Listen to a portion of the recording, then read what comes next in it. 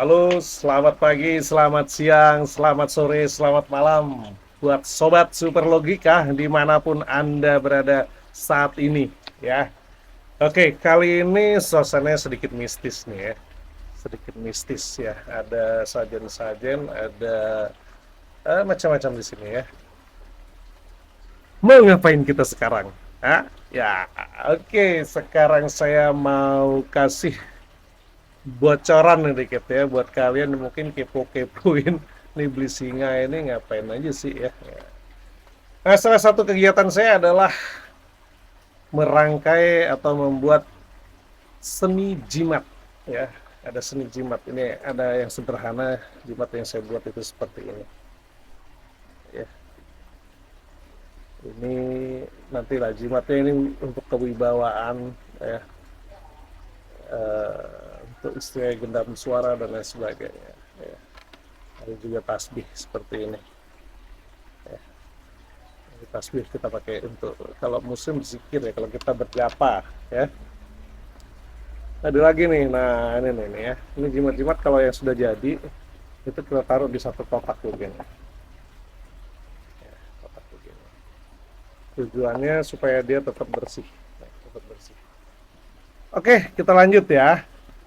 Saya kali ini mau bocorin sedikit tentang bukan bagaimana cara yang membuat jimatnya, tetapi kira-kira persiapan kalau di Bali itu orang buat jimat itu gimana ya. Ini adalah versi saya ya, ini versi saya ya.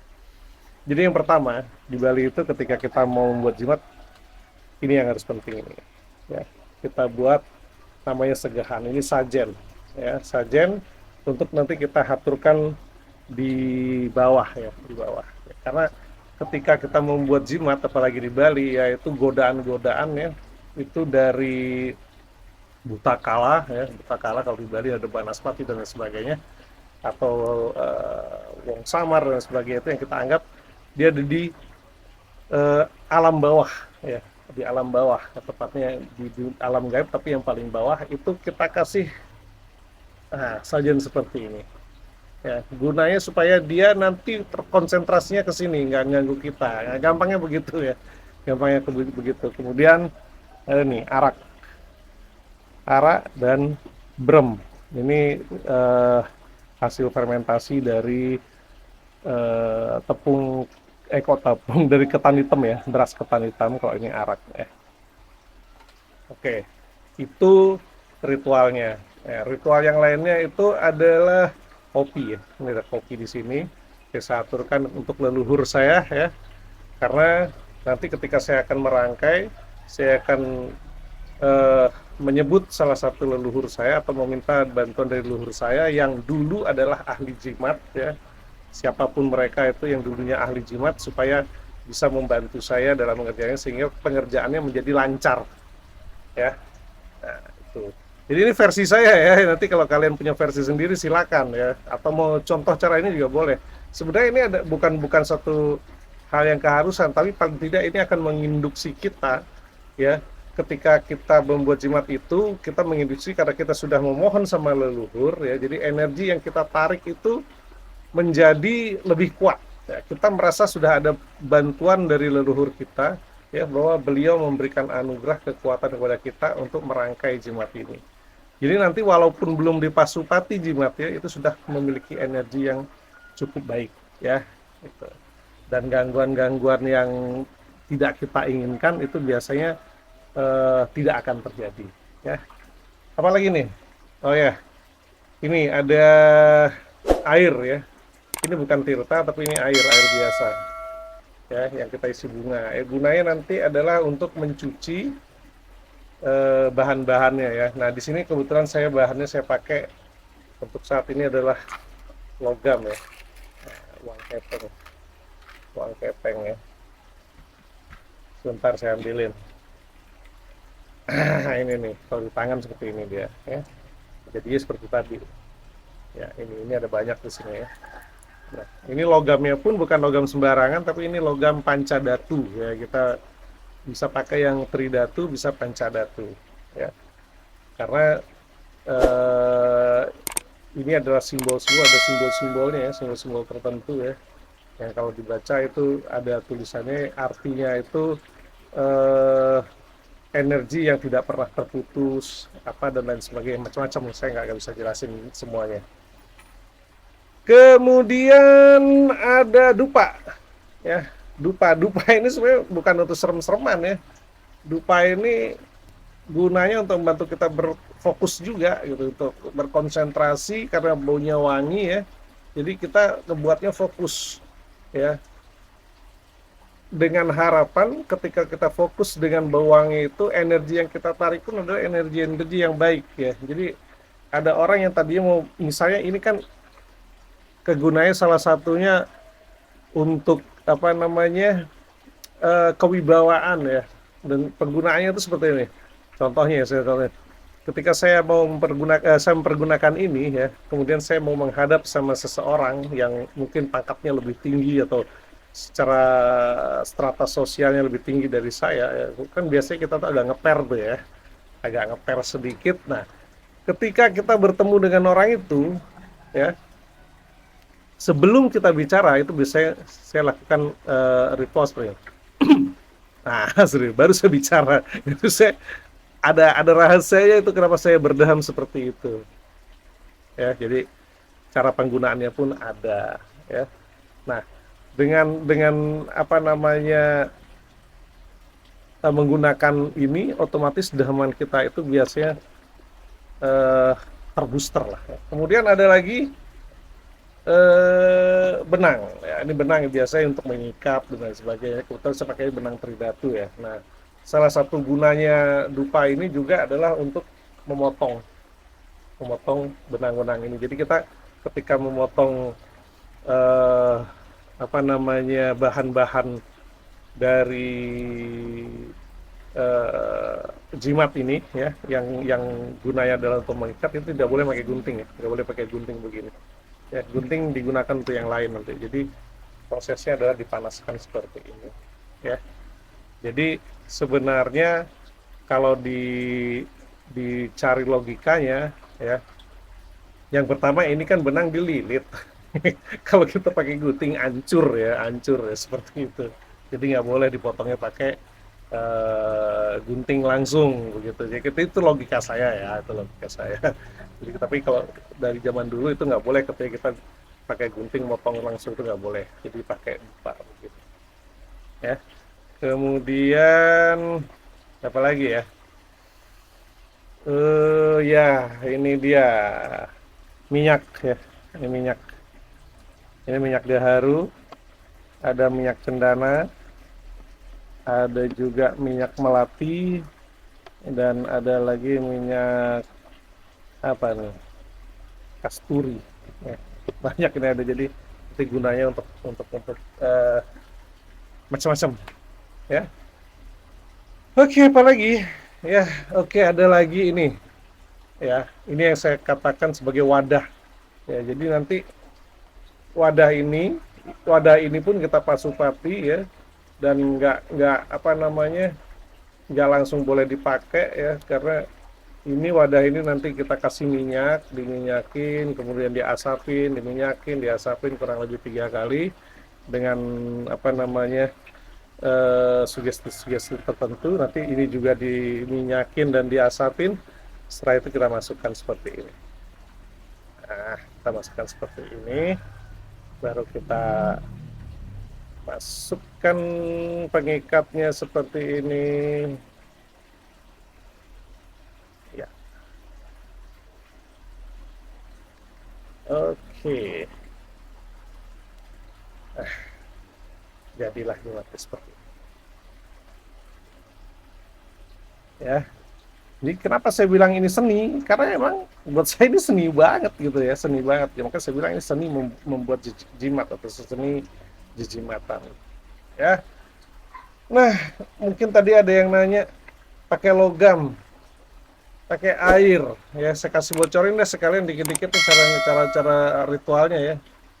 Misalnya satu ya, kalau kita pakai dua ya dua, kalau kita pakai tujuh tujuh, kalau pakai 11 11, 21 20, 29 dan seterusnya. Sebelum kita memulai itu kita kasih air seperti ini, ya, gunanya untuk membersihkan. Ya, kita gosok-gosok ya, seperti ini. Ya.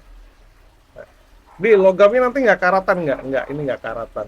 Ya, logam ini nggak karatan. Kalau dia yang pancadhatu dia nggak karatan. Ya, kalau rusak tetap bisa rusak. Ya.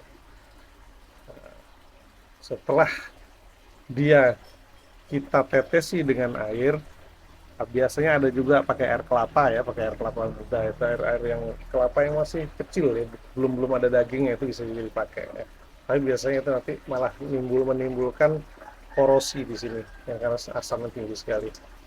Nah, ini setelah kita gosok itu kita asapi begini ya, diputar-putar seperti ini, kemudian diputar ke kanan, diputar ke kiri, kita naikkan ke atas, kita turunkan ke bawah. Nah, itu apa ya? Nah, yang pengen nanti tahu itu apa, ya, silakan telepon saya atau chat saya, ya. Kamu boleh belajar dengan apa? Mahar ilmu yang ya pokoknya ya gitulah ya. Berapa nanti terserah kalian lah ya. Nah, jadi ini putar-putar seperti ini, putar seperti ini, ya, dan ini naik turun.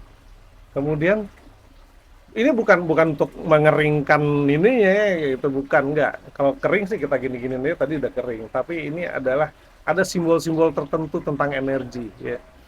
Itu. Kemudian setelah dia kering, kita olesi dengan minyak. Saya ambil minyak gaharu aja ya, minyak favorit saya. Oke, ya minyaknya. Kemudian kita tetesin seperti ini ya, depan belakang. Nah, setelah itu kita gosok-gosok seperti ini. Kita gosok-gosok seperti ini ya. Wangi ya, wangi banget. Nah, seperti ini. Kalau kita perlu dua biji kita pakai. Ya, kemudian ini kita letakkan di tempat harus yang bersih ya. Nah, bersih. Anggap di situ dulu ya. Nah, kemudian kita ambil satu lagi. Biasanya saya kalau yang pakai air dulu semuanya ya.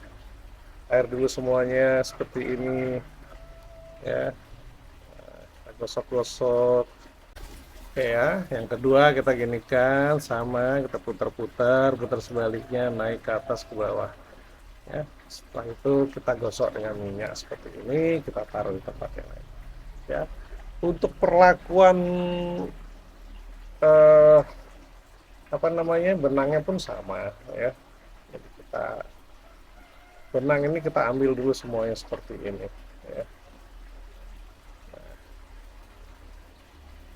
setelah itu kita tetesin tirtanya, airnya ya, kemudian kita putar-putar semua.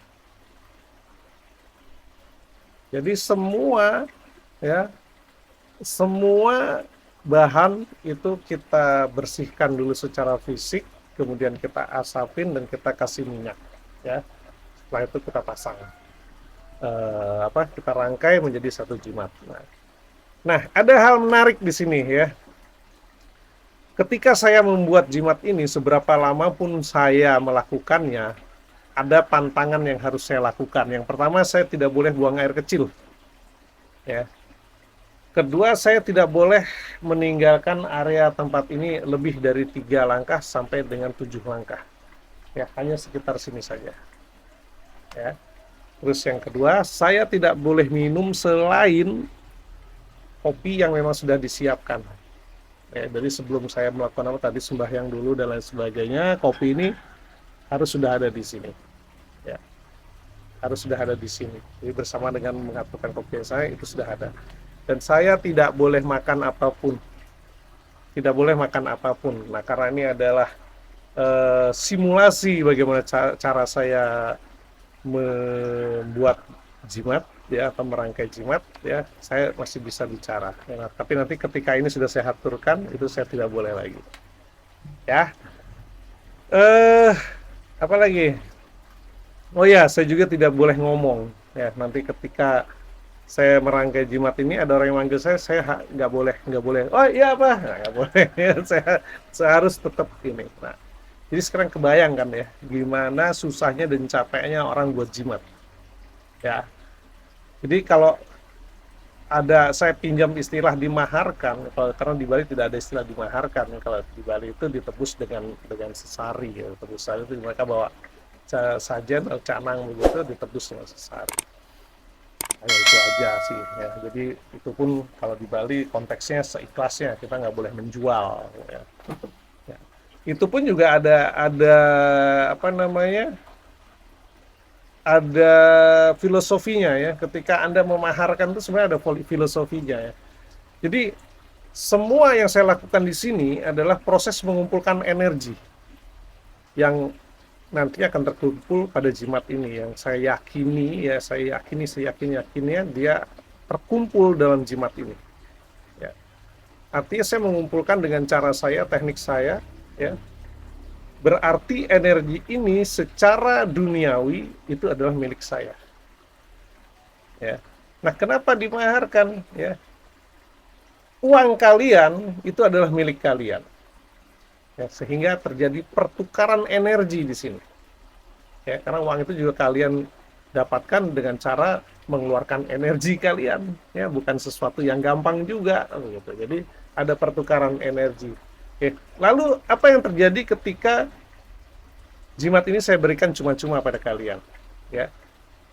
Yang pertama, jimat ini tidak akan bekerja dengan baik gitu ya. Yang kedua, jimat ini justru akan membuat kalian ya menjadi merasakan ketidaknyamanan ya, dalam kehidupan kalian ya. Dia akan, karena apa? Tidak ada sinkronisasi yang saya apa namanya, berikan kepada orang yang membawa ya, dengan energi yang ada pada jimat ini ya. Kemudian apalagi ya, bisa jadi Anda akan mengalami nasib yang sial ya, ketika saya berikan cuma-cuma. Nah, maka itu ketika saya ingin membantu seseorang, kalau memang dia sangat butuh, biasanya saya, ya sudah, kamu berapa yang ada, silakan. Yang penting niatkan adalah pertukaran energi ya. Jadi saya setiap menerima transferan kalian atau duit kalian ya, saya apa namanya, imajinasikan atau bayangkan itu sebagai pertukaran energi ya. Oke ya, jelas ya. Apalagi nih? Kayaknya segitu aja ya. Oh ya, ada bahan-bahan lagi. Kemarin saya bilang wadah kulit. Oh ya, udah tadi ini ya. Di kulit itu kita harus persiapkan juga ya. Ini ada kulit-kulit yang harus seperti ini begede nih. Ya, itu jimat yang lebih besar ya. Nah, macam-macam bentuknya ada banyak ya. Tadi yang itu udah, nah ini ada. Ini biasanya digantung seperti ini pemakaiannya ya. Kelihatan nggak sih? Itu ya, digantung di tembok atau di mana. Yang ini adalah untuk menarik rezeki ya. Ini untuk rezeki supaya dagangan rame ya, toko rame dan lain sebagainya. Ada sih lagi satu, lagi dua itu yang saya nggak ada di sini kayaknya udah keluar. Nah, ini yang paling mengerikan ya. Hihihi. Ya, ini keren ya. Ini bentuknya uang-uangan, kalau di Bali bentuk uang-uangan, bentuk orang-orang ya. Ini jimat saya gak mau kasih tahu ke kalian buat apa. Ini off the record ya, karena nanti bahaya kalau tahu ya. Bahaya kalau tahu ini. Oke, segitu dulu ya. Ingat, ketika Anda belajar membuat jimat, bersihkan dulu diri Anda agar Anda siap menerima energi yang positif, karena di dalam tubuh kita yang bersih, tubuh kita yang sehat, akan muncul juga pikiran-pikiran yang sehat. Tempat juga semua harus bersih ya, sarana-sarananya ya. Minyak ini kalau secara logika, kenapa saya pakai yang nggak ada alkohol? Karena kita butuh kemurnian ya, saya butuh energi yang murni yang masuk. Jadi kalau ada yang nanya-nanya, kenapa yang alkohol nggak boleh? Ya karena yang beralkohol itu sudah dicampur ya. Walaupun kalau sekalian alkohol aja dipakai boleh, alkohol sifatnya murni ya, tapi kalau ini minyaknya yang bibitnya sekali itu murni ya, saya membutuhkan energi yang murni masuk ke dalam. Apalagi nih? Kayaknya udah deh ya. Ya, oke lah, segitu aja dulu ya. Jadi minyak ini untuk kemurnian, tali ini untuk mengikat niat kita, bahan logam adalah tempat untuk menyimpan energinya, kemudian wadah kulit adalah tempat untuk menyerap energi-energi yang kita butuhkan ke depannya agar terkumpul di sini sehingga tidak terlontar kemana-mana. Jadi seperti itu. Oke, segitu aja dulu kisi-kisi jimat dari beli singa ya. Tetap berpikir rasional, tetap berpikir logis. Salam logis, salam super logika. Om.